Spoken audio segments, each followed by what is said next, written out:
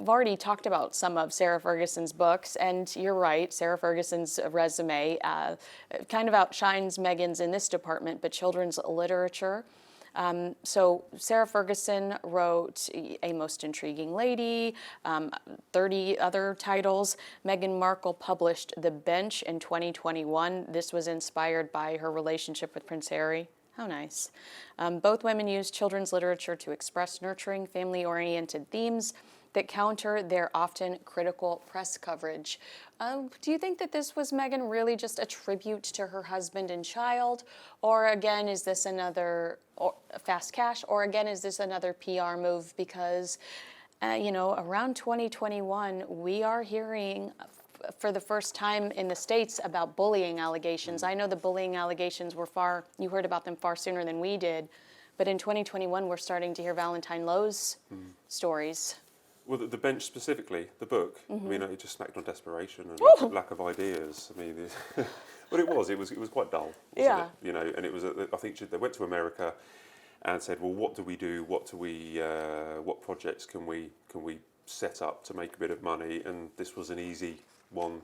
It just brought a little picture book, about the Bench. It was just an easy, uninteresting. As I say, smacks on desperation. They didn't have any better ideas. It was interesting that it was. Is that a really bad thing to say? No, I think I just put in a face like I'm being outrageous. I mean, nobody likes the Bench, do they, Kinsey? Here's the situation. I'm loving this conversation. Okay. You're giving me good stuff, and I just can't control myself. Well, no, the Bench. I remember it came out, and I was at the Invictus Games in The Hague, and of course they had a yellow bench, of which Meghan and a bunch of other people went and sat on and had a picture. It was all just part of this of a post royal life. I just found it a little bit dull, and no one's got the Bench. No one reads it. No one actually owns it. But I remember during, I think it was the last series of, and I mixed these up. Is it As Ever or With Love? It's With Love, Meghan is the Meghan. series. Yeah. The brands are so difficult to distinguish.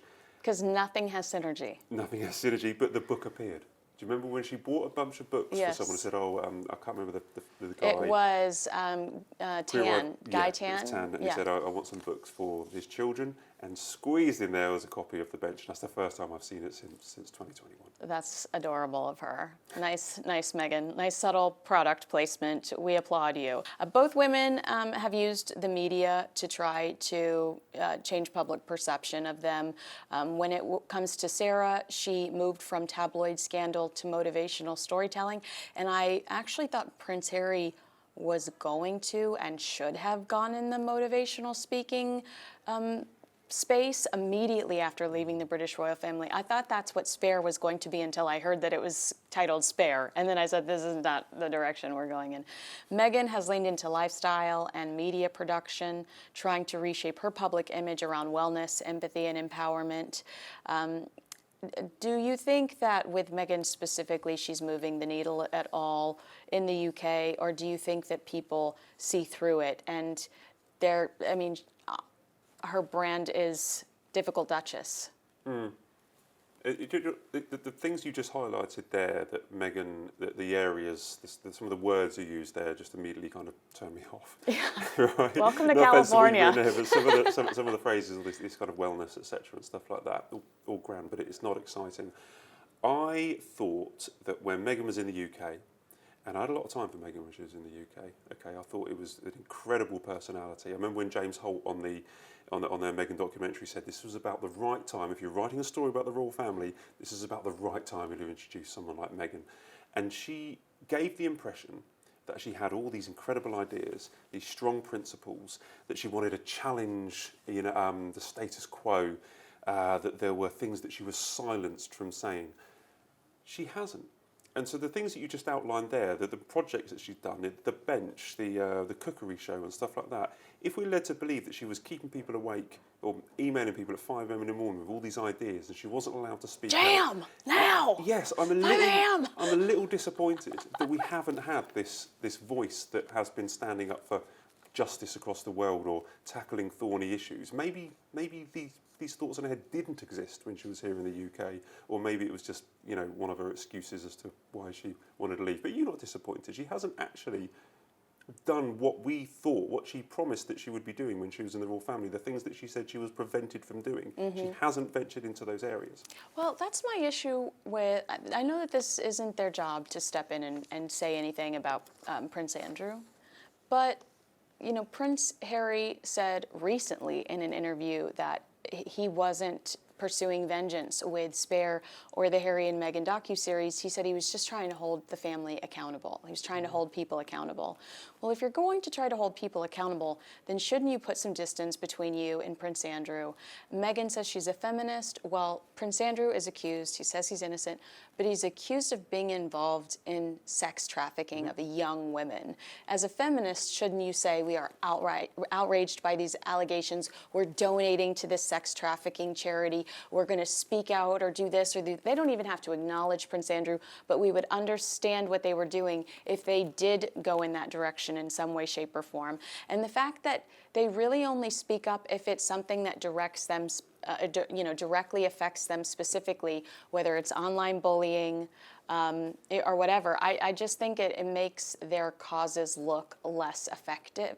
Or less authentic. It does, and they've got a global voice, the pair of them, and particularly Meghan, as she marked herself as somebody who was hugely outspoken and she was constrained within the royal family, and I'm a little disappointed that it's just jam.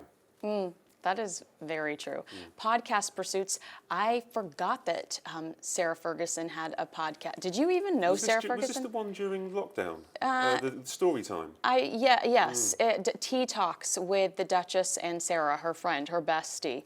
And they did, I couldn't believe it, 13 episodes. And there was a lot of negative feedback because people thought that Sarah Ferguson could have delivered more.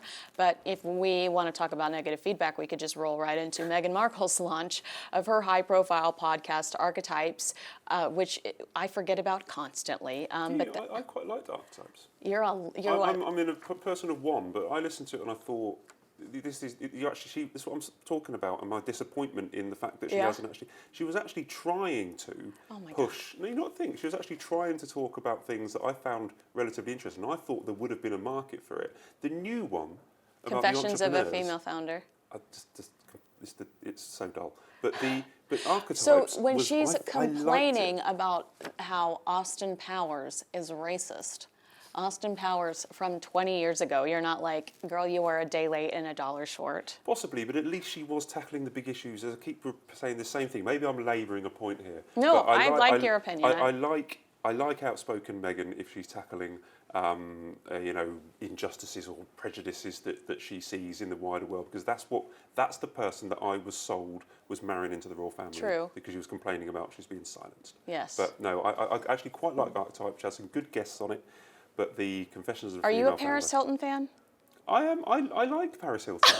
Yeah, I like the guests she had on there. She had Mariah Carey and all sorts of people. I thought there's some good people on there. I thought that was a high. Can I just remind you though that when they signed the Spotify contract, they said that they were going to elevate normal people and causes that were important to them. So then when we got Tyler Perry, Elton John, Mariah Carey, and Paris Hilton, and I was like, classic Harry and Meghan, promise one thing, deliver another. So do you think either woman has a future in podcasting, or do you think that they've both closed the book on that? Oh, wow. I don't know what Sarah's future is. Right.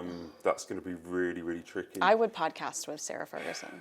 Again, maybe I'm just in a bad mood today. I love it. I think it would be far better if they got into controversial stuff. They're not successful with this kind of inane lifestyle. But Sarah's more in a position to do that now because she no longer is using the title. Because whether or not they are in direct contact with the British royal family regularly, if you are using that title and monetizing that title, it still reflects positively or negatively on the royal family. So Sarah's really the only one in the position to do the kind of edgier content that inspires you. So she gets kicked out of Royal Lodge, which ultimately will have to happen at some stage. She doesn't get Adelaide Cottage, or she doesn't live with Andy at Frogmore Cottage. She has to go and buy herself somewhere. She's free to do whatever she wants. Yes, you're right. And that's delicious, isn't it? This is delicious. That's so exciting, isn't it, really? That's Yorkshire. That's better than Megxit having an unrestrained Sarah Ferguson to tackle whatever she wants, if she's capable of doing it. It is kind of exciting. I do have to agree with you.